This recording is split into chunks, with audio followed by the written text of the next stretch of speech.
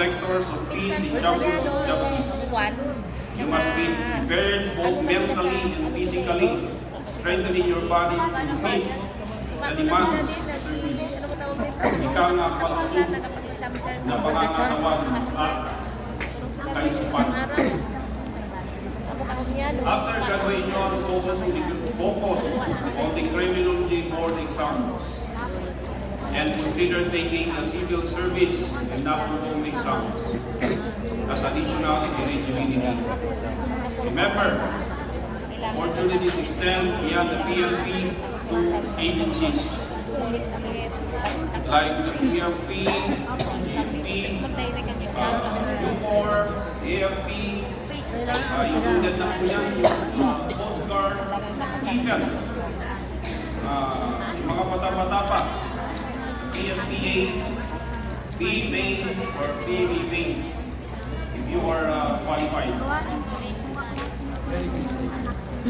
And if you choose to join the Philippine National Police, there are several phases in the application process. Kaya sinabi ko kanina, malusog na pangangatawan at kaisipan na kailangan natin. Alam nyo na pagkalutog po makita ngayon,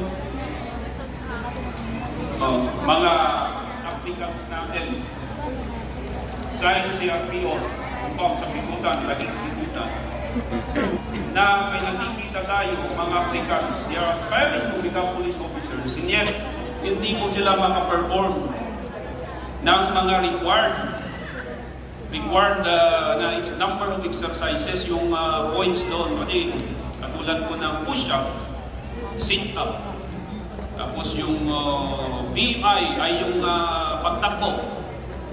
Nakikita ko they are not prepared. So, hopefully, naman makita ko sa inyo, mga taga-Best Link, pakita natin na malalakas tayo malusog. Hindi lang sa pangangatawan, kundi sa kaisipan. Bakit? Kasi ito po yung mga kailangan natin kung tayo ay mag-pursue, gusto natin maging police officer. We will undergo BMI assessment, physical aptitude test, medical and neuropsychological examinations to assess your mental stability,